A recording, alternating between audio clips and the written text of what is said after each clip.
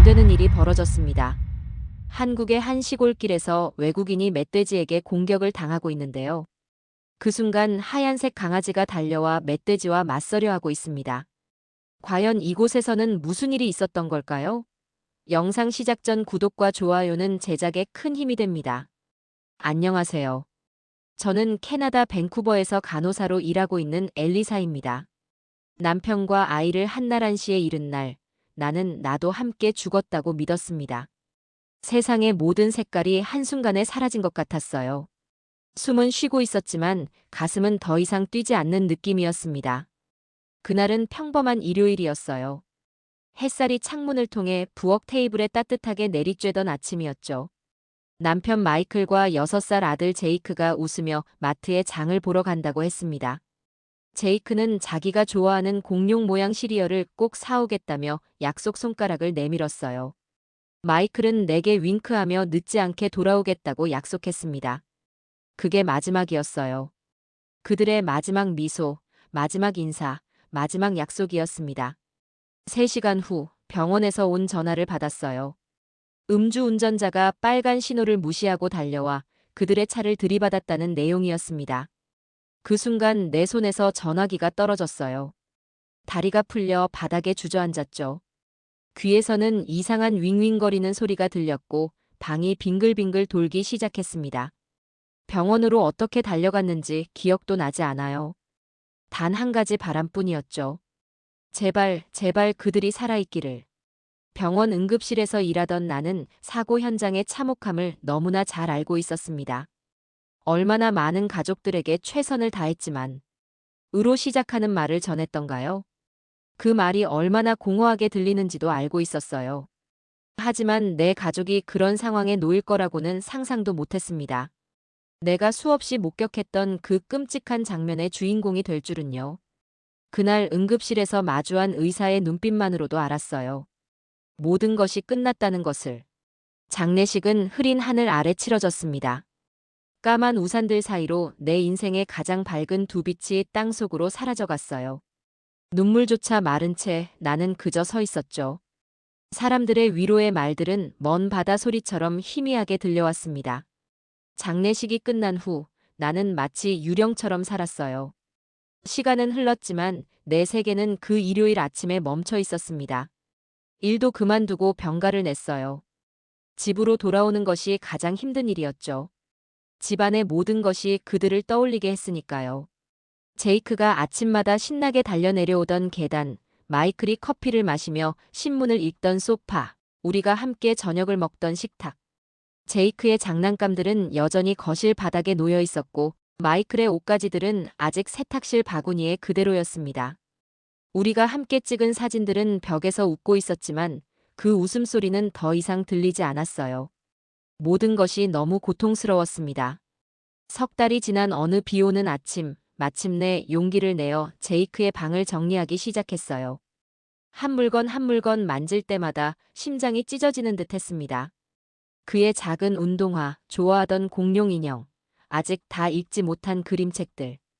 침대 아래에서 먼지 쌓인 스케치북을 발견했을 때 숨이 멎는 것 같았어요. 떨리는 손으로 페이지를 넘기다가 그가 마지막으로 그린 그림에서 멈췄습니다. 기와 지붕이 있는 한옥이었어요. 그 앞에는 우리 가족 3명이 손을 잡고 웃고 있었죠. 제이크는 항상 한국 드라마에 나오는 고풍스러운 한옥에 매료되어 있었습니다. 밤마다 그런 드라마를 보며 눈을 빛내던 모습이 생생했어요. 엄마, 저기 지붕이 어떻게 하늘로 날아가는 것처럼 생겼지? 그가 자주 묻던 말이 귓가에 울렸습니다. 그림 아래에는 서툰 글씨로 우리 가족 모두 한국의 기와집에 같이 가요라는 메시지가 적혀 있었어요. 그 순간 무언가가 내 안에서 움직이기 시작했습니다. 그 순간 충동적인 결정을 내렸어요. 한국에 가보기로 한 거죠. 특별한 계획도 없이 그저 아들이 생전에 그리던 기와집이 있는 나라를 직접 보고 싶다는 마음뿐이었습니다. 어쩌면 그곳에서 내 마음의 평화를 찾을 수 있을지도 모른다는 희미한 희망이 있었어요. 서울에 도착했을 때는 겨울이었습니다. 차갑고 낯선 도시의 공기가 내 얼굴을 때렸어요. 호텔에 짐을 풀고 나서 저는 그저 걸었습니다. 목적지도 없이 그저 걸었어요. 번화한 거리들, 고층 빌딩들, 복잡한 지하철역들. 모든 것이 낯설었죠. 사람들은 바쁘게 자신의 길을 가고 있었고, 저는 그 속에서 더욱 고립된 느낌이었습니다.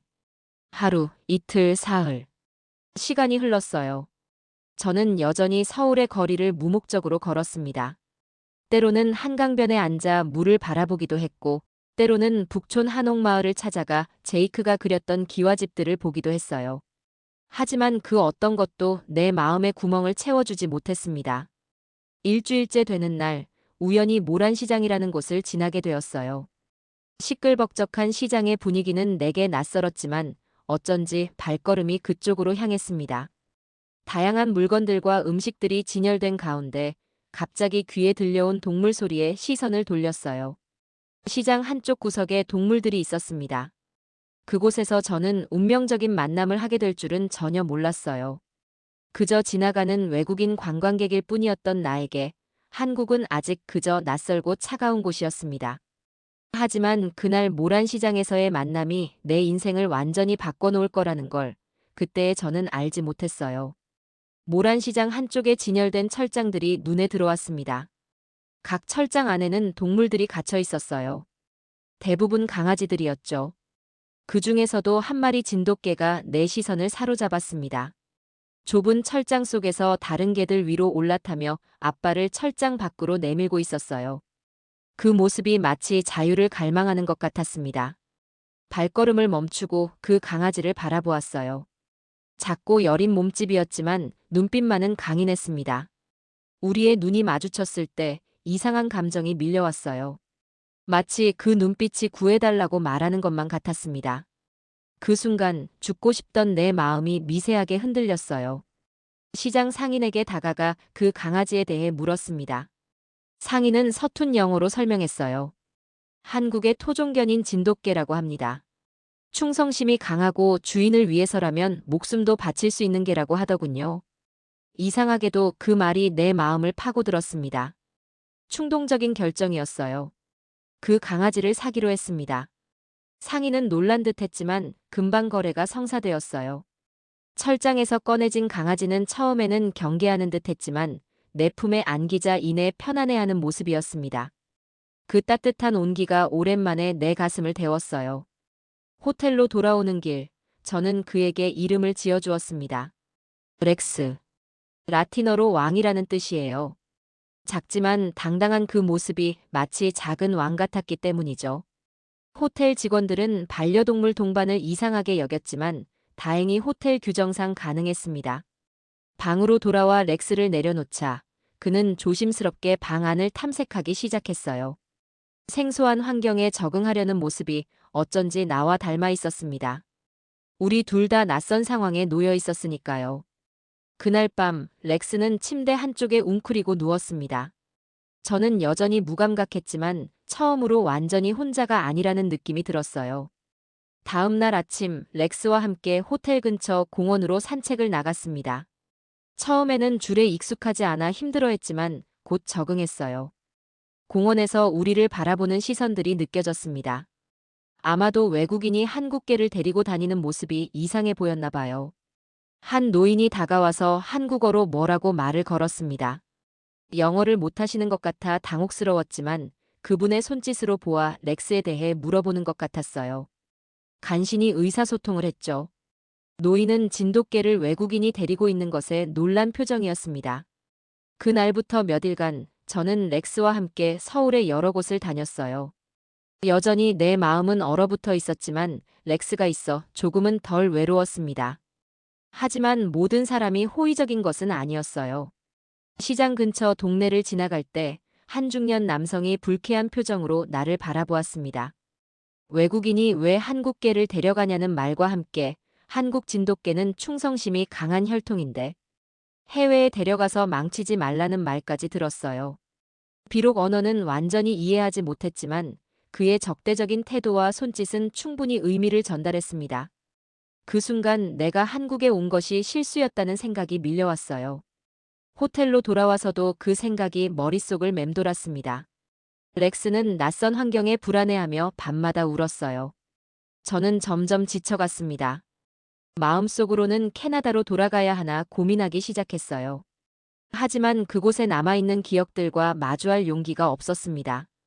다음 날 결심을 했어요.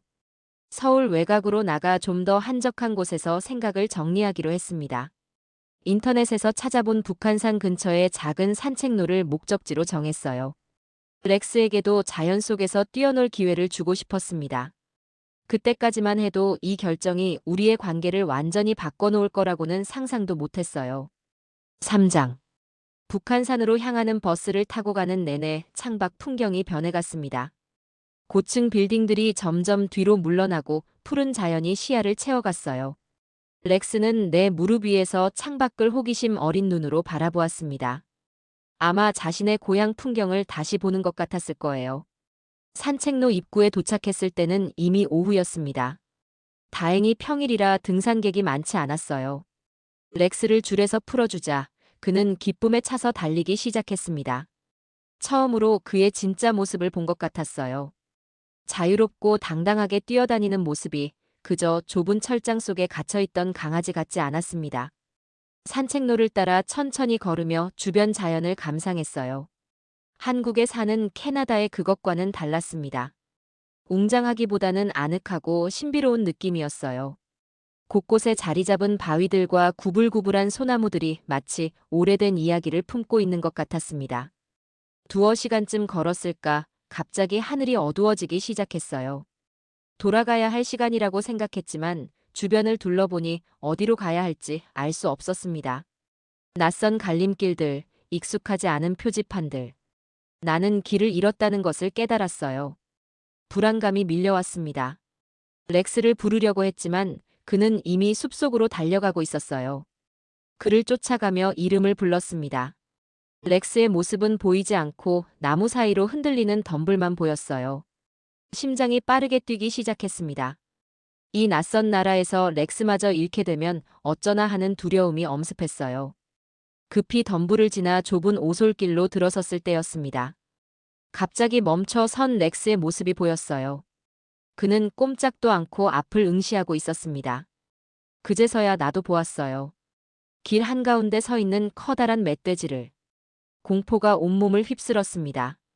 멧돼지는 우리를 발견하고 위협적인 소리를 내며 앞발로 땅을 긁기 시작했어요. 나는 얼어붙었습니다. 도망쳐야 한다는 것은 알았지만 다리가 움직이지 않았어요. 그때 렉스가 갑자기 낮은 소리로 으르렁거리기 시작했습니다. 작은 몸집이었지만 그 모습은 결코 약해 보이지 않았어요. 그리고 일이 순식간에 벌어졌습니다. 렉스가 앞으로 돌진해 멧돼지와 맞섰어요. 나는 공포에 질려 소리쳤지만 렉스는 물러서지 않았습니다. 그는 멧돼지의 관심을 나에게서 다른 방향으로 돌리려는 듯 했어요. 멧돼지는 렉스를 향해 달려들었고 둘 사이에 격렬한 싸움이 벌어졌습니다. 그 짧은 순간이 영원처럼 느껴졌어요. 결국 렉스의 용맹한 방어에 지친 멧돼지는 천천히 물러나기 시작했습니다. 하지만 렉스는 상처를 입었어요. 그의 옆구리에서 피가 흐르고 있었습니다. 멧돼지가 완전히 사라진 후 나는 겁에 질린 채로 렉스에게 달려갔어요. 조심스럽게 그를 안아 올렸습니다. 렉스는 고통스러워 보였지만 여전히 내 얼굴을 핥으려 했어요. 그 순간 나는 깨달았습니다. 이 작은 생명체가 방금 나를 위해 자신의 목숨을 걸었다는 것을. 남편과 아들을 잃은 후 처음으로 내 가슴 속에서 무언가가 움직이는 것을 느꼈어요. 겨우 산책로 입구로 돌아왔을 때는 이미 해가 지고 있었습니다. 근처 동물병원을 찾아 택시를 타고 달려갔어요. 다행히도 수의사는 영어를 조금 할 줄 알았습니다. 렉스의 상처는 심각해 보였지만 다행히 생명에는 지장이 없다고 했어요. 상처를 치료하고 항생제를 처방받았습니다. 호텔로 돌아오는 길, 렉스는 내 품에 안겨 조용히 숨을 쉬고 있었어요. 그날 밤 나는 처음으로 한국에서 울었습니다. 렉스를 품에 안고 모든 감정이 한꺼번에 쏟아져 나왔어요. 남편과 아들을 잃은 슬픔, 삶에 대한 절망, 그리고 렉스에 대한 감사함까지. 그 작은 생명체가 내게 보여준 무조건적인 충성심과 사랑이 내 얼어붙은 마음을 조금씩 녹이기 시작했습니다. 나는 렉스의 귀에 속삭였어요. 절대 너를 떠나지 않을 거라고 함께 캐나다로 돌아가자고. 그날 밤 오랜만에 악몽 없이 잠들 수 있었습니다. 다음 날 아침 렉스는 여전히 아파 보였지만 예상보다 기운이 좋았어요. 상처를 다시 한번 확인하고 약을 먹인 후 나는 한국에서의 남은 일정을 정리하기 시작했습니다. 이제 시간이 필요했어요. 렉스가 완전히 회복될 때까지, 그리고 캐나다로 데려가기 위한 모든 준비를 마칠 때까지. 2주일이 지났습니다. 렉스의 상처는 놀라울 정도로 빨리 아물어갔어요. 수의사는 진돗개가 강인한 생명력을 가진 품종이라고 설명해 주었습니다. 그 말을 들으며 처음으로 한국의 진돗개에 대해 더 알고 싶다는 생각이 들었어요. 호텔 로비에서 우연히 만난 한 한국인 여성이 영어를 유창하게 구사했습니다. 그녀에게 진돗개에 대해 물어보았어요. 민지라고 자신을 소개한 그녀는 흔쾌히 설명해 주었습니다. 진돗개는 한국의 국가 기념물로 지정된 토종견이라고 해요. 1000년 이상의 역사를 가진 품종으로 충성심과 용맹함으로 유명하다고 합니다. 민지는 또한 진돗개가 한번 주인을 정하면 평생 그 주인만을 따른다고 했어요. 심지어 주인과 헤어진 후에도 다시 돌아오기 위해 수백 킬로미터를 걸어간 이야기도 있다고 했습니다. 그 말을 듣는 순간 렉스와 내 눈이 마주쳤어요. 그의 눈빛에서 깊은 신뢰를 읽을 수 있었습니다. 민지의 도움으로 나는 렉스를 캐나다로 데려가기 위한 절차를 시작했어요. 필요한 예방접종, 서류 작업, 검역 절차까지. 복잡한 과정이었지만 민지가 통역을 도와주었습니다. 그녀는 내가 한국에 온 이유와 렉스를 만난 이야기를 듣고 깊이 공감해 주었어요. 렉스가 회복되는 동안 민지는 나에게 서울의 다른 면을 보여주었습니다. 북촌 한옥마을에서 제이크가 그렸던 기와집들을 실제로 보았어요. 전통 찻집에서 한국 차를 마시며 조용히 시간을 보내기도 했습니다. 민지는 내 이야기를 들어주는 첫 번째 사람이었어요. 남편과 아들을 잃은 슬픔, 삶의 의미를 찾지 못했던 시간들, 그리고 렉스를 만나 서서히 변화하기 시작한 나의 마음까지. 어느 날 민지와 함께 한강공원을 산책하고 있을 때였습니다. 지나가던 한 노인이 렉스를 보고 다가왔어요. 그는 민지에게 뭐라고 말을 건넸고 민지는 그 말을 번역해 주었습니다. 진돗개를 구해주셔서 감사하다고 하셨어요. 많은 한국 사람들이 이제는 외국 품종의 개를 선호해서 진돗개 같은 한국 전통견들이 설 자리를 잃어가고 있다고 합니다. 그 말을 듣는 순간 내 마음에 이상한 감정이 일었어요. 마치 렉스를 구한 것이 단순한 우연이 아니라 어떤 의미가 있는 일처럼 느껴졌습니다. 렉스를 바라보니 그는 마치 내 생각을 읽기라도 한 듯 고개를 갸웃거렸어요. 그 순간 나는 렉스를 통해 한국과 연결됨을 느꼈습니다. 캐나다로 돌아갈 준비가 거의 끝나갈 무렵, 민지는 나에게 작별 선물을 주었어요. 그것은 한국 전통 방식으로 만든 게 목걸이였습니다. 오색 천으로 만들어진 아름다운 목걸이에는 작은 종이 달려 있었어요. 민지는 이것이 오방색이라고 설명했습니다. 5가지 색이 각각 오행을 상징하며 착용하는 이에게 행운과 보호를 가져다 준다고 해요. 렉스의 목에 그 목걸이를 달아주었습니다. 완벽하게 어울렸어요. 민지는 웃으며 말했습니다. 이제 렉스는 진정한 한국의 정신을 품은 진돗개라고. 그 말에 나도 미소 지었어요. 렉스는 이제 그저 구조된 개가 아니라 내 유일한 가족이자 삶의 이유가 되어 있었습니다. 떠나기 전날 밤 민지와 함께 한 식당에서 저녁을 먹었어요. 그녀는 내가 한국에서 보낸 시간과 렉스와의 만남이 우연이 아니라고 말했습니다. 한국에는 인연이라는 개념이 있다고 해요. 사람과 사람, 때로는 사람과 동물 사이에 맺어지는 특별한 연결고리라고 합니다. 렉스와 나는 그런 인연이라고 민지는 확신했어요. 다음 날 아침, 인천공항에서 민지와 작별 인사를 나눴습니다. 그녀는 내가 언제든 한국에 다시 오면 연락하라고 했어요. 나는 고개를 끄덕였지만 사실 그때는 다시 올 생각이 없었습니다. 렉스와 함께 캐나다로 돌아가 새로운 시작을 하고 싶었어요. 비행기 안에서 렉스는 특별 캐리어 안에서 조용히 잠들어 있었습니다. 창밖으로 서서히 멀어지는 한국의 풍경을 바라보며 생각했어요. 이 나라에 와서 처음에는 아무것도 느끼지 못했지만 이제는 마음의 작은 온기를 가지고 떠나는 것 같았습니다. 그것은 모두 렉스 덕분이었어요. 밴쿠버에 도착했을 때 낯익은 풍경이 눈에 들어왔습니다. 하지만 이번에는 달랐어요. 전과 같은 공허함이 느껴지지 않았습니다. 렉스가 내 곁에 있었기 때문이죠. 집으로 돌아왔을 때 모든 것이 그대로였어요. 제이크의 장난감들, 마이클의 물건들. 하지만 나는 이제 그것들을 바라볼 수 있는 용기가 생겼습니다. 렉스는 새 환경에 금방 적응했어요. 마치 항상 이곳에 있었던 것처럼 편안하게 지냈습니다. 나는 조금씩 일상으로 돌아가기 시작했어요. 병원에 복귀 의사를 밝히고 서서히 근무 시간을 늘려갔습니다. 밤에 집에 돌아오면 항상 렉스가 반갑게 맞아주었어요. 그의 존재가 내게 큰 위안이 되었습니다. 5장. 한국에서 돌아온 지 석 달이 지났습니다. 렉스와 나는 이제 완벽한 일상을 만들어가고 있었어요. 아침마다 함께 산책을 하고 저녁에는 소파에 나란히 앉아 TV를 보는 시간이 생겼습니다. 주말이면 근처 숲이나 호수로 드라이브를 떠나기도 했어요. 렉스는 캐나다의 넓은 자연을 만끽하는 것 같았습니다. 직장 동료들도 렉스에 대해 알게 되었어요. 처음에는 그저 귀여운 개를 입양했다는 정도로만 생각했지만 점차 렉스의 이야기가 병원 내에 퍼져나갔습니다. 한 간호사는 진돗개에 대해 찾아보더니 놀라움을 금치 못했어요. 그 충성심과 용맹함이 보통 개와는 다르다고 했습니다. 어느 날 병원에서 만난 환자 중 한 분이 한국계 캐나다인이셨어요. 그분은 렉스의 이야기를 듣고 깊은 관심을 보이셨습니다. 진돗개는 단순한 반려동물이 아니라 한국의 문화유산이라고 하셨어요. 그분은 나에게 지역 한인 커뮤니티를 소개해주겠다고 제안하셨습니다. 처음에는 망설였어요. 한국에서의 기억은 여전히 생생했지만 그곳에서 만난 사람들과 계속 연결되고 싶은 마음은 없었습니다. 하지만 렉스를 보면서 생각이 바뀌었어요.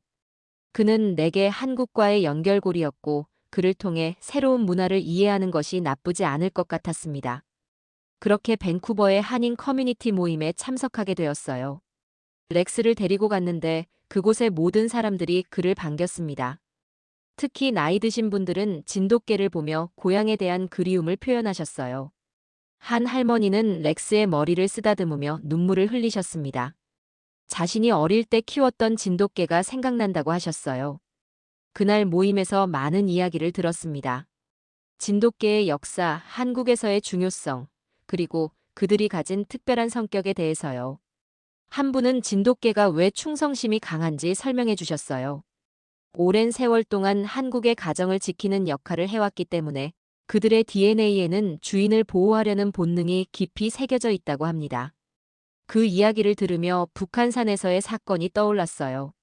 렉스가 멧돼지와 맞서 나를 보호했던 그 순간. 그것은 단순한 우연이 아니라 그의 본능이었던 거죠. 내 옆에 앉아있는 렉스를 바라보니 그가 내게 얼마나 특별한 존재인지 다시 한번 깨달았습니다. 커뮤니티 모임 이후 나는 정기적으로 그들의 활동에 참여하기 시작했어요. 한국 문화에 대해 배우고 때로는 한국어 단어도 조금씩 익혔습니다. 렉스의 이름을 한국어로 부르는 법도 배웠어요. 물론 렉스는 어떤 언어로 불러도 항상 내 목소리에 반응했지만요. 봄이 오고 날씨가 따뜻해지자 나는 렉스와 함께 좀 더 먼 여행을 계획했습니다. 밴쿠버 외곽의 산악지대로 캠핑을 떠나기로 했어요. 자연 속에서 렉스가 마음껏 뛰어놀 수 있는 기회를 주고 싶었습니다. 게다가 나 자신도 도시를 벗어나 조용히 사색할 시간이 필요했어요. 출발하기 전 한인 커뮤니티의 김 할머니가 특별히 만든 간식을 렉스에게 주셨습니다. 한국에서 진돗개에게 주는 전통 간식이라고 하셨어요.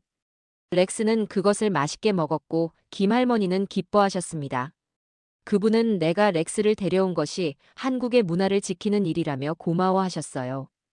캠핑장으로 향하는 길, 자동차 뒷좌석에서 렉스는 창밖을 호기심 어린 눈으로 바라보고 있었습니다. 주변 풍경이 점점 더 자연 그대로의 모습을 드러내기 시작했어요. 높은 나무들, 맑은 계곡물, 그리고 때때로 보이는 야생 동물들. 렉스는 특히 사슴을 보았을 때 흥분했습니다. 캠핑장에 도착해서 텐트를 설치하고 주변을 둘러보았어요. 이곳은 마치 천국 같았습니다. 멀리 보이는 산맥, 맑은 공기, 그리고 고요함. 렉스는 즉시 주변을 탐색하기 시작했지만 항상 내 시야 안에 머물렀어요.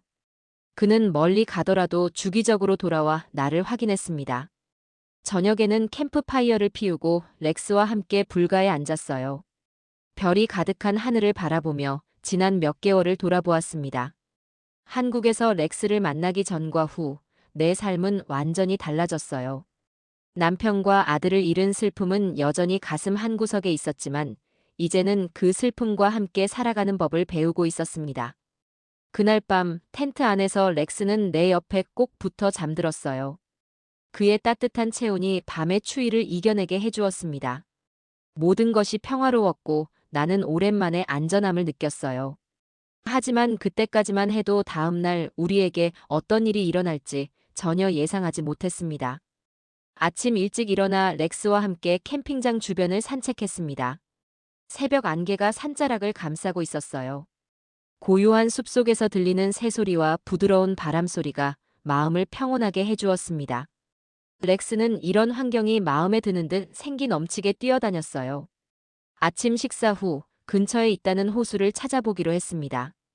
지도를 확인하니 캠핑장에서 약 3km 떨어진 곳에 작은 호수가 있었어요. 배낭에 간단한 도시락과 물, 그리고 렉스의 간식을 넣고 출발했습니다. 숲길은 잘 정비되어 있었지만 점점 깊숙이 들어갈수록 길이 좁아지고 가파르게 변했어요. 약 1시간 반 정도 걸었을까 드디어 호수가 보였습니다. 햇빛에 반짝이는 맑은 물과 주변을 둘러싼 울창한 숲이 마치 그림 같았어요. 호숫가에 자리를 잡고 앉아 렉스에게 물을 주었습니다. 그는 조심스럽게 호수 물에 발을 담그더니 이내 기쁘게 첨벙거리기 시작했어요. 평화로운 시간이었습니다. 렉스가 물놀이를 하는 동안 나는 호숫가에 앉아 생각에 잠겼어요. 이렇게 자연 속에서 평온을 느끼는 것이 얼마 만인지 기억이 나지 않았습니다. 마이클과 제이크와 함께했던 마지막 캠핑 여행을 떠올렸어요. 그때는 이런 순간들이 영원할 거라고 생각했지만 삶은 예측할 수 없게 변했습니다. 문득 렉스가 물에서 나와 귀를 쫑긋 세우는 모습이 보였어요. 그는 숲을 향해 고개를 돌리고 낮은 소리로 으르렁거리기 시작했습니다. 처음에는 사슴이나 다른 작은 동물이 지나가는 것이라 생각했어요. 하지만 렉스의 털이 점점 곤두서는 것을 보고 무언가 이상함을 감지했습니다. 일어서서 주변을 살폈어요. 숲속에서 부스럭거리는 소리가 들렸습니다. 그리고 갑자기 숲에서 3마리의 큰 들개가 나타났어요. 그들은 굶주린 듯 위협적인 자세로 우리를 향해 다가오고 있었습니다. 공포가 밀려왔어요. 렉스는 즉시 내 앞에 자리 잡고 방어 자세를 취했습니다. 순간 북한산에서의 기억이 떠올랐어요. 하지만 이번에는 한 마리 멧돼지가 아니라 3마리의 들개였습니다. 도망쳐야 한다는 생각이 들었어요. 하지만 어디로? 뒤에는 호수가 있었고 앞으로 가는 길은 들개들이 막고 있었습니다. 옆으로 난 좁은 숲길이 눈에 들어왔어요. 렉스에게 따라오라고 소리치며 그 길로 뛰기 시작했습니다. 들개들은 즉시 추격해왔어요. 렉스는 내 뒤에서 계속 짖으며 들개들을 견제했습니다. 숲길은 점점 가파르고 미끄러웠어요. 한 번은 넘어져 무릎을 다치기도 했지만 공포 때문에 통증도 느끼지 못한 채 계속 달렸습니다. 그러나 얼마 가지 못해 막다른 길에 도달했어요. 앞에는 가파른 바위 절벽이 있었습니다. 뒤를 돌아보니 들개들이 점점 가까워지고 있었어요. 렉스는 여전히 용감하게 그들을 향해 으르렁거리며 나를 보호하고 있었습니다. 하지만 3마리를 상대하기에는 역부족이었어요. 그때 렉스가 갑자기 앞으로 돌진했습니다. 그는 가장 앞선 들개에게 달려들었어요. 치열한 싸움이 벌어졌습니다. 나는 주변에서 무언가 무기가 될 만한 것을 찾아 헤맸어요. 긴 나뭇가지를 발견하고 그것을 들어 들개들을 향해 휘둘렀습니다. 비명을 지르며 그들을 겁주려 했어요. 렉스는 놀라운 용맹함을 보여주었습니다. 비록 그의 몸집은 들개들보다 작았지만 그의 싸움 기술은 타고난 것이었어요. 진돗개의 피가 그의 몸 안에서 끓어오르는 것 같았습니다. 그는 적임에도 불구하고 한 마리의 들개를 물리쳤고 나머지 2마리는 점점 주저하는 기색을 보였어요. 그러던 와중에 멀리서 사람들의 소리가 들렸습니다. 아마도 다른 등산객들이 우리의 소리를 듣고 오는 것 같았어요.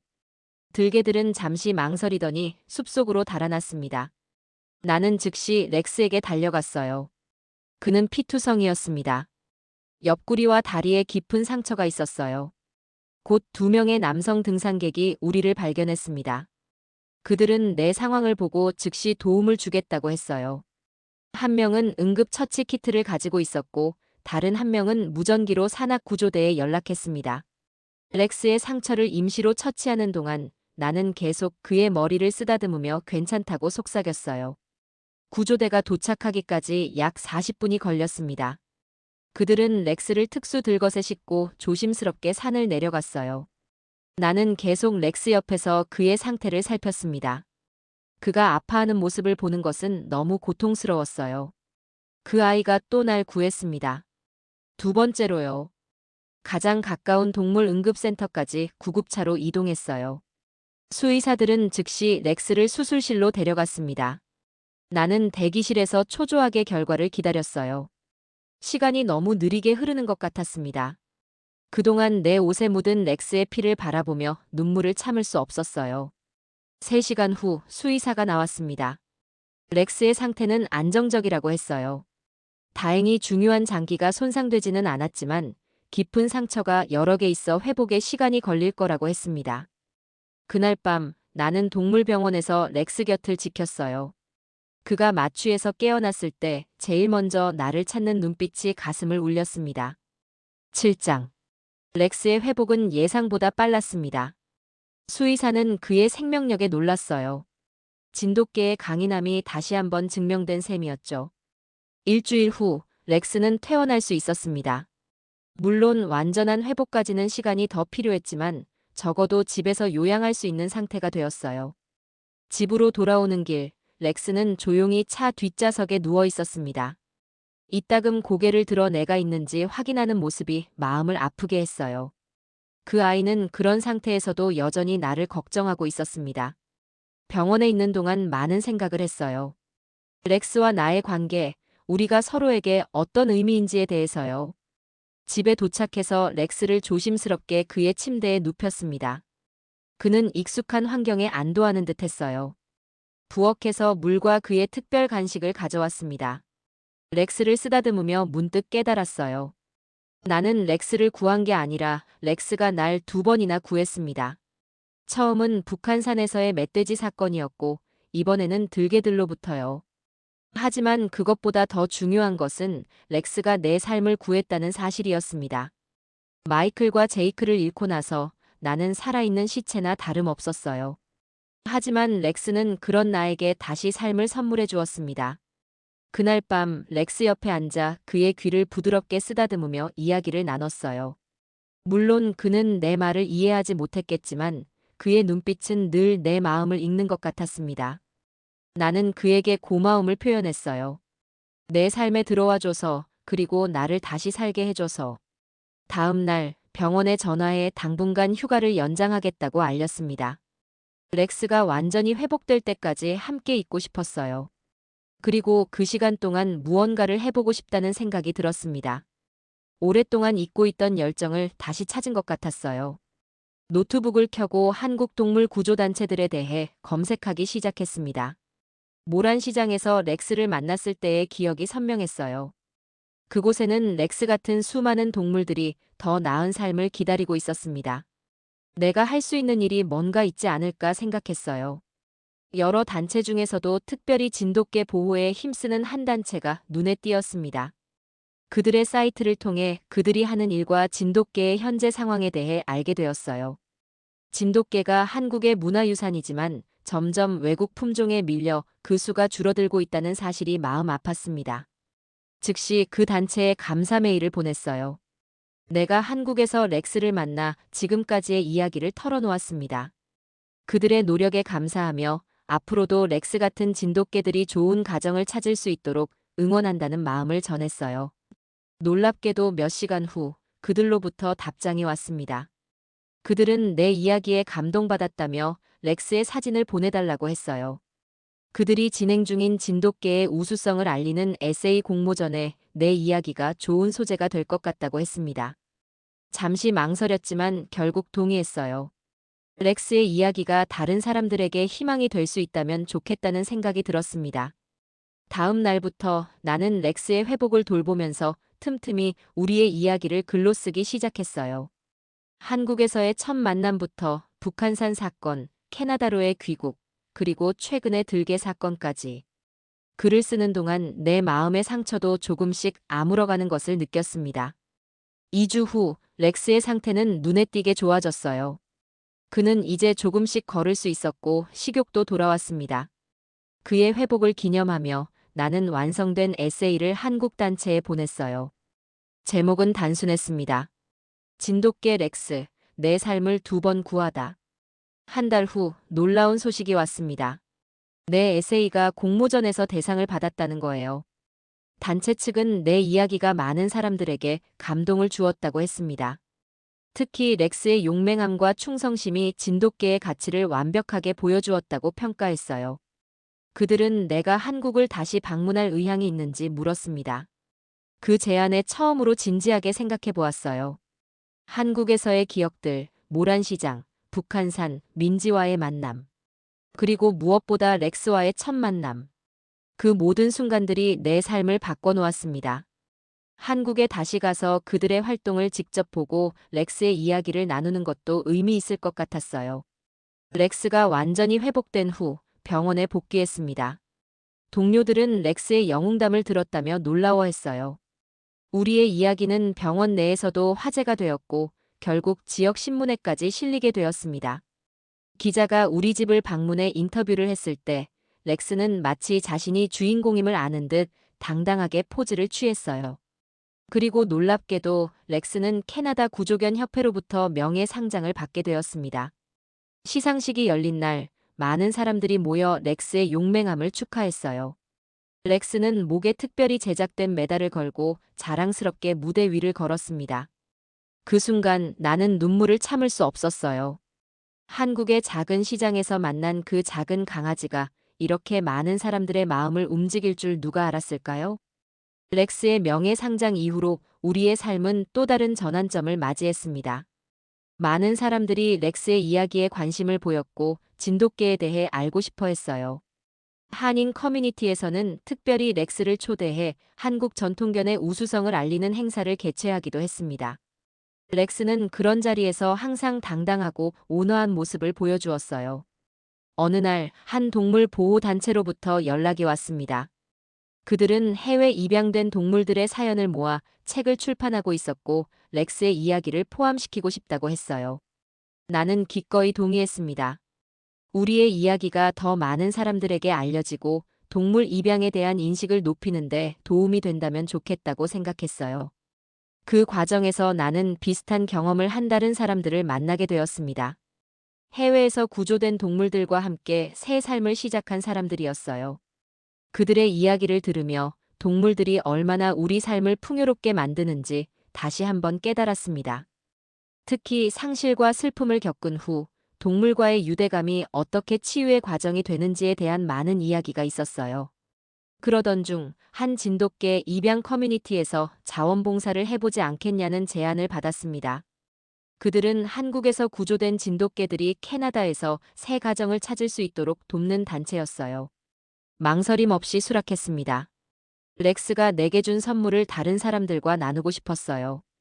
자원봉사를 시작한 지 몇 달 후 나는 진돗개에 대한 이해가 더욱 깊어졌습니다. 그들 각각의 성격과 습성, 그리고 어떤 가정이 그들에게 적합한지 판단할 수 있게 되었어요. 렉스는 이 모든 과정에서 나의 든든한 조언자였습니다. 새로 구조된 진돗개가 오면 렉스는 그들을 편안하게 해주는 역할을 했어요.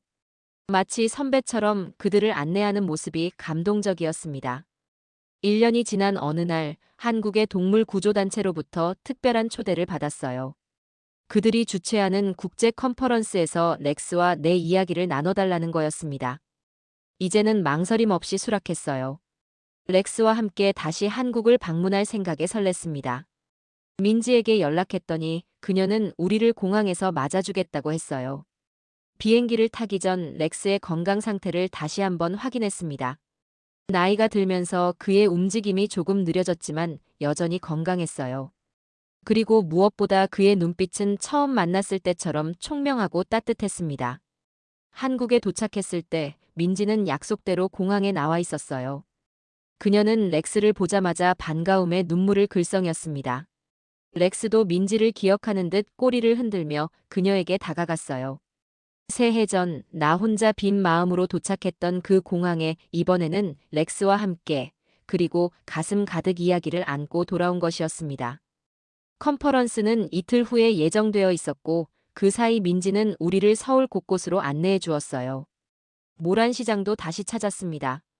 그곳에서 렉스를 처음 만났던 그 자리에 서니 모든 것이 어제 일처럼 생생했어요. 시장 상인들 중 몇몇은 렉스를 기억하는 듯했고 그가 외국에서 영웅이 되었다는 이야기에 놀라워했습니다.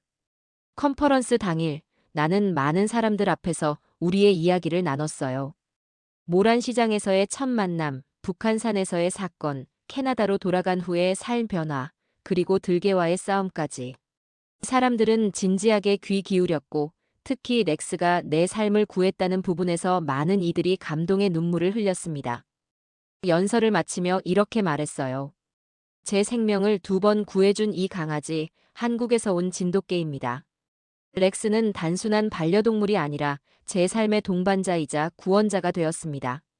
그리고 제게 한국은 마음을 잃은 사람에게 삶을 되찾아주는 따뜻한 나라입니다. 강연이 끝난 후 많은 사람들이 렉스에게 인사하기 위해 모여들었어요. 그 중에는 진돗개를 연구하는 학자들도 있었고 동물 구조 활동가들도 있었습니다. 모두가 렉스의 이야기에 감동받았다고 말했어요. 특히 한 노인은 렉스의 머리를 쓰다듬으며 눈물을 흘렸습니다. 그는 진돗개를 키우며 평생을 보냈다고 했어요. 한국에서의 일정을 마치고 캐나다로 돌아온 후 나의 삶은 더욱 활기찼습니다. 병원 일과 함께 진돗개 입양 커뮤니티에서의 활동도 확장해 나갔어요.